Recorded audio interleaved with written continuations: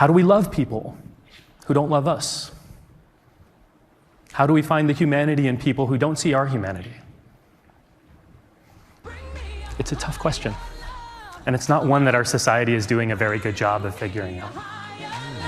Welcome back. It is Faith Friday, and that was a clip of our next guest who's used to asking the tough questions. He's an activist and spiritual leader on a mission to build empathy through sick wisdom. Yeah, just a good soul all around. He talks about it in his book, The Light We Give. Please welcome Simran Jeet Singh. Thank you so much for being here. Good to see you, man. Thank you. Thank you for having me. So in the book, you talk about the importance of us celebrating our differences and the humanity around us. Why? And why is it needed now?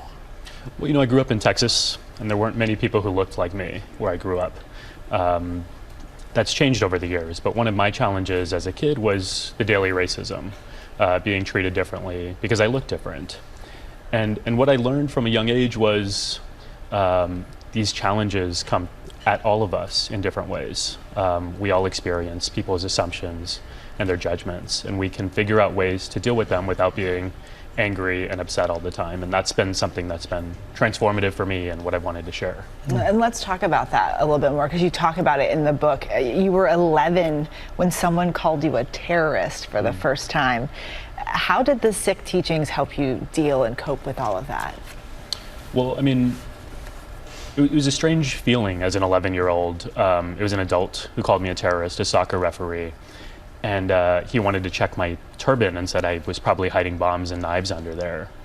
And in response, I wasn't sure what to do, and I just let him check my turban. And I was so mad at myself after that I just gave in to his racism. And I promised myself from then on I'd stand up for myself. A few months later, I actually got in a fight with a friend of mine who ripped the turban off my head. And it's because I wanted to stand up for myself, and I remembered that promise and how upset I was. And after that fight, I realized I was still upset. Like, I still didn't feel like I had a good response to the racism that I was dealing with. And so for me, the answer really came through reflecting on those experiences and realizing that we have to go beyond fight and flight, right? The giving in to somebody's hatred or fighting back against it is just going to leave us feeling upset. So what can we do internally to make sure that we're proud of how we're dealing with the adversity we face? And you said you were mad at yourself. So at what point did you say, okay, this is more about them than it is about me? Yeah, it's an experience, and so many of us realize over our lives that other people's hatred is their problem, and we don't have to make it our own problem. So it was around that age, in my early teens, especially after 9/11, when people started seeing me as their enemy, that I had to understand that I could do what I could to control my own life, and I couldn't always control how other people saw me. All right, it is Faith Friday, and this is a time when we solicit words of wisdom. We'd love to hear from you. You know, my uncle passed away this week, and I've been reflecting on his life. And I remember every time I would see him, I would say hello, and he would say thank you. And I'd always wonder, what are you thanking me for? And he would say, just for being here.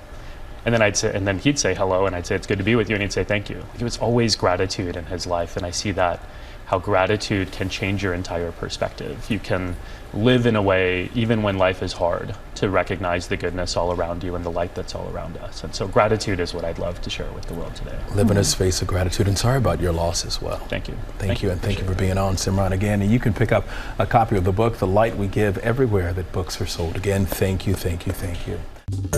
Well, hey there, GMA fans. Robin Roberts here. Thanks for checking out our YouTube channel. Lots of great stuff here. So go on, click the subscribe button right over here to get more of awesome videos and content from GMA every day, anytime.